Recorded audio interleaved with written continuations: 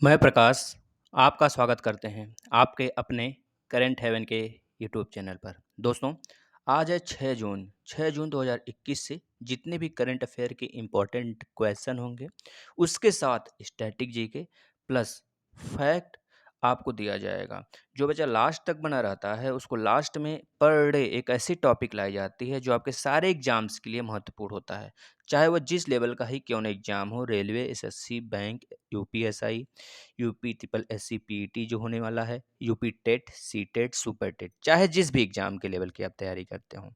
दोस्तों, सिर्फ आप एक काम किया करिए, पर डे अगर आपको अच्छा लगता है तो आप इस सेशन को ज़्यादा से ज़्यादा शेयर करके अपने फैमिली को जल्द से जल्द बड़ा करिए। ये आपकी जिम्मेदारी है। हमारी जिम्मेदारी सिर्फ आपको सिलेक्शन दिलाना, और वो हम दिला के रहेंगे। चलिए, आज का पहला क्वेश्चन, हाल ही में ब्रिक्स विदेश मंत्रियों की बैठक की अध्यक्षता किसने किया, यह बताना है। और यह भी हम आपको बताएंगे ब्रिक्स के बारे में सब कुछ, सम्मेलन कैसे होता है, सारी चीजें हम आपको डिस्कस करेंगे। तो पहले आप यह बताएंगे किसने किया, तो बता देंगे दोस्तों, विदेश मंत्री। जो भारत के विदेश मंत्री हैं, एस जयशंकर ने वीडियो कॉन्फ्रेंसिंग के जरिए ब्रिक्स के विदेश मंत्रियों की बैठक की अध्यक्षता किया है। दोस्तों, याद रखेंगे। अब हम पहले आपको ब्रिक्स के बारे में सब कुछ बता देते हैं, फिर आपको जितने भी मंत्री हैं उनको कैसे याद करना है आपको वो बताएंगे। दोस्तों, ब्रिक्स की जो स्थापना हुई थी 2009 को हुआ था, और जब स्थापना हुआ था तो इसे ब्रिक कहते थे, BRIC कहते थे, ब्रिक्स नहीं। एस तो जुड़ता है 2010 में। यस का मतलब होता है साउथ अफ्रीका। साउथ अफ्रीका जब 2010 में जुड़ जाता है इस सम्मेलन में, तब इसका नाम पड़ जाता है ब्रिक्स। याद रखेंगे दोस्तों। जो ब्रिक्स है, इसकी पहली बैठक रूस के शहर एकेटरिनबर्ग में हुआ था। याद रखेंगे। और ब्रिक्स का ही मतलब होता है 5 देश, B for Brazil, R for रूस, I for India, C for China और यस फॉर साउथ अफ्रीका। मतलब इस संगठन में, इस पूरे संगठन में 5 देश शामिल हैं। दोस्तों, याद रखेंगे। अब यहाँ पे हम आपको एक और चीज़ें बता देते हैं पहले। जो ब्रिक्स की, जो दोस्तों यहाँ पे ब्रिक्स का हर साल जो हम लोग अध्यक्षता करते हैं, या पे कह लीजिए जो ब्रिक्स की हर साल अध्यक्षता किया जाता है हर देशों के द्वारा, वो अलग-अलग देश होते हैं और अलग-अलग वर्ष किया जाता है। तो 2021 का जो यह सम्मेलन होने वाला है ब्रिक्स का दोस्तों, 13वां ब्रिक्स सम्मेलन होगा और उसकी अध्यक्षता इंडिया करेगा। याद रखेंगे 2021 में। और 2022 में जो सम्मेलन की अध्यक्षता करेगा वो चाइना करेगा, और 2023 में साउथ अफ्रीका करेगा। इस तरह क्रम से चलता रहेगा। 2025 में फिर से ब्राज़ील, फिर 2026 में रूस, फिर 2027 से फिर इंडिया। इस तरह क्रम से चलता रहेगा। आपको यह याद कर लेना है कि जो 2021 का सम्मेलन इंडिया करेगा, वो कौन से नंबर का सम्मेलन होगा, तो 13वें नंबर का सम्मेलन होगा दोस्तों ब्रिक्स का। याद रखेंगे। इतनी बातें अगर आप याद रखते हैं तो हम आपको बताते हैं मंत्री को कैसे याद रखेंगे। जैसे विदेश मंत्री की बात आई तो हमने बोला विदेश मंत्री एस जयशंकर। उसी तरह आप मंत्री को हमेशा उनके मंत्रालय से रिलेट करके बोलेंगे। जैसे हम बात करें गृह मंत्री अमित शाह, रक्षा मंत्री राजनाथ सिंह, वित्त मंत्री निर्मला सीतारमण, विदेश मंत्री सुब्रमण्यम जयशंकर, याद रखें, यानी कि एस जयशंकर, रोड ट्रांसपोर्ट मंत्री नितिन गडकरी। इस तरह बोलेंगे। जैसे हम और बोलें तो केमिकल और फर्टिलाइजर मंत्री DV Sadananda Gowda, consumer affairs मंत्री रामविलास पासवान, कृषि मंत्री Narendra Singh Tomar, law justice telecom मंत्री रविशंकर प्रसाद, फूड प्रोसेसिंग मंत्री हरसिमरत कौर बादल, सामाजिक न्याय और सशक्तिकरण मंत्री थावर चंद्र गहलोत, मानव संसाधन विकास मंत्री रमेश पोखरियाल निशंक, ट्राइबल अफेयर्स यानी कि जो आपके अनुसूचित जाति के मंत्री हैं, बता देंगे अर्जुन मुंडा। इस तरह आप रिलेट करके बोलेंगे। जैसे महिला एवं बाल विकास मंत्री स्मृति ईरानी, स्वास्थ्य मंत्री डॉक्टर हर्षवर्धन, याद रखेंगे दोस्तों। इसके बाद पर्यावरण मंत्री प्रकाश जावड़ेकर, रेल मंत्री वाणिज्य मंत्री पीयूष गोयल, पेट्रोलियम मंत्री धर्मेंद्र प्रधान, अल्पसंख्यक मंत्रालय के मंत्री मुख्तार अब्बास नकवी, संसदीय कार्य मंत्री प्रहलाद जोशी, कोयला मंत्रालय किसके पास है, प्रहलाद जोशी के पास है। इस तरह आप रिलेट करके बोलेंगे। खेल मंत्री किरण रिजिजू, नागरिक उड्डयन मंत्री हरदीप सिंह पुरी। इस तरह रिलेट करके बोलेंगे तो सारी चीजें आपको हमेशा हमेशा के लिए याद रखे रहेंगे। दोस्तों, आप दोस्तों रोज सुबह 6 बजे जुड़ा करिए, जिससे कि यह सेशन रोज सुबह 6 बजे ही आप देख लीजिए और बाकी का दिन आपका बहुत अच्छे से बीते। तो चलिए नेक्स्ट क्वेश्चन की बात कर लेते हैं। हाल ही में मास मीडिया कॉरपोरेशन पर SCEO यानी कि सॉरी एससीओ दूसरा चीज़ है। और एससीओ समझौते को किस देश ने पूर्वव्यापी मंजूरी दे दी है, ये आपको बताना है किस देश ने इसको मंजूरी दे दी है दोस्तों। तो बता देंगे यह देश है जो मंजूरी देने वाला है, भारत ही है, अपना अपना देश भारत। याद रखेंगे भारत ने ऐसा कारनामा किया है।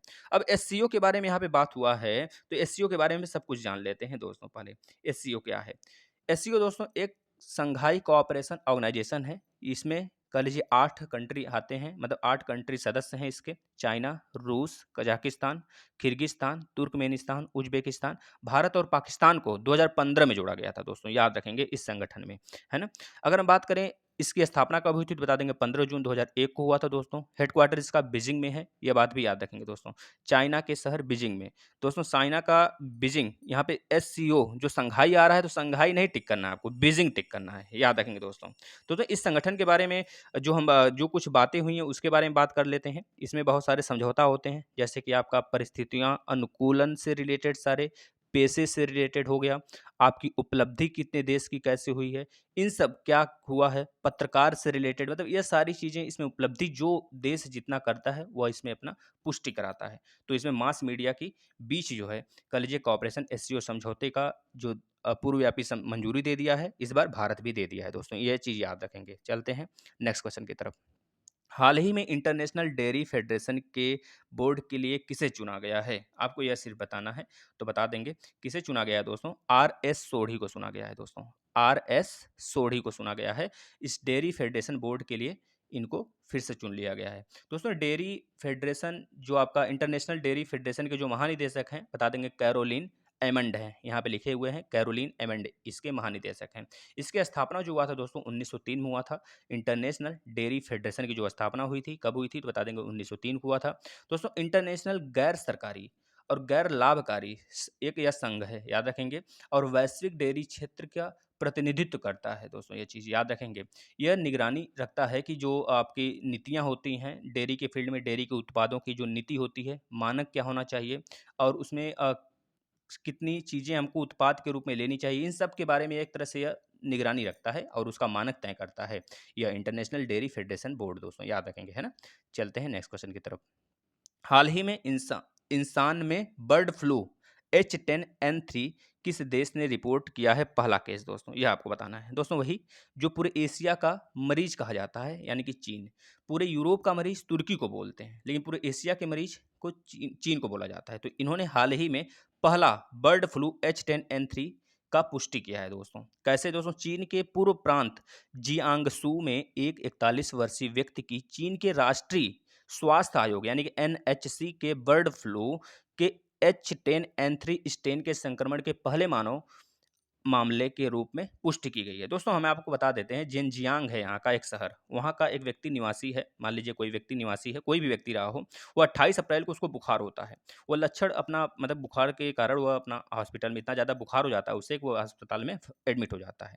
जब वो एडमिट होता है तो डॉक्टरों को पता चलता है कि इसे H10N3 से एविन इन्फ्लुएंजा वायरस का स्ट्रेन मतलब इसको हो गया है। तो तब से यह पता चल गया कि यह जो H10N3 है यह वहाँ पे फैल रहा है दोस्तों। याद रखिएगा दोस्तों, ये काफ़ी ज़्यादा हार्मफुल तो नहीं है, लेकिन इससे ज़्यादा हार्मफुल था।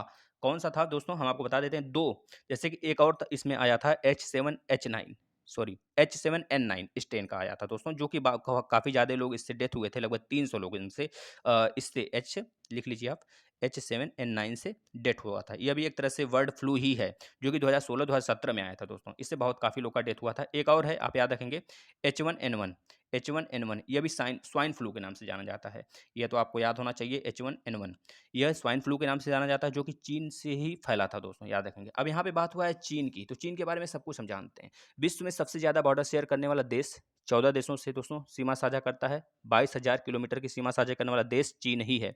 यहाँ के राष्ट्रपति शी जिनपिंग, यहाँ की करेंसी दोस्तों रैनमिनबी यानी कि युआन दोस्तों यहाँ की बात करें, जो संसद का नाम है इसके नेशनल पीपुल्स कांग्रेस है, याद रखेंगे। ये इसी जगह से आप याद रख लेंगे। रूस के संसद का नाम ड्यूमा, जापान के संसद का नाम डायट, याद रखेंगे दोस्तों।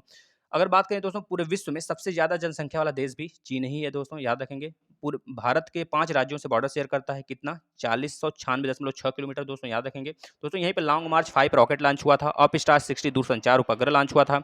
ई कचरे का सबसे बड़ा उत्पादक देश चीन ही है। हाई स्पीड मैंगलोव का सफलतापूर्वक यहाँ पे परीक्षण किया गया था। बायडू जो एक नेविगेशन सैटेलाइट है इसका, यह लॉन्च किया था दोस्तों हाल ही में। हाल ही में चीन ने अपना पारंपरिक लालटेन महोत्सव मनाया था दोस्तों। चीन को एशिया का मरीज कहते हैं, जो हमने आपको बताया दोस्तों, याद रखेंगे। टकला-माकन मरुस्थल यहीं पे स्थित है चीन में। एशिया का सबसे लंबी नदी यांगत्से कियांग चीन में ही स्थित है दोस्तों, याद रखेंगे। भारत और चीन के बीच में एक मोहर रेखा स्थित है दोस्तों, याद रखेंगे। जो 2022 का एशियाई खेल होने वाला है दोस्तों, चीन में होगा। 2022 का शीतकालीन ओलंपिक भी चीन में ही होने वाला है। तो जो ग्रीष्मकालीन ओलंपिक 2021 में होगा, अभी डिसाइड नहीं हुआ है, लेकिन होगा। अगर होगा तो जापान में होगा, ये चीज़ याद रखेंगे। चीन के मंगल मिशन का नाम क्या है दोस्तों? तियानवेन फर्स्ट है। भारत और चीन के मध्य हैंड इन हैंड युद्ध अभ्यास होता है, ये भी याद रखेंगे दोस्तों। हाल ही में robot prototype NEO 0.01 clear space debris ये लॉन्च किया था। चीन ने अपने मंगल मिशन जो रोवर था उसका नाम झुरोंग रखा है दोस्तों। इतनी बातें आप यहाँ से याद रख सकते हैं दोस्तों। चलते हैं नेक्स्ट क्वेश्चन की तरफ।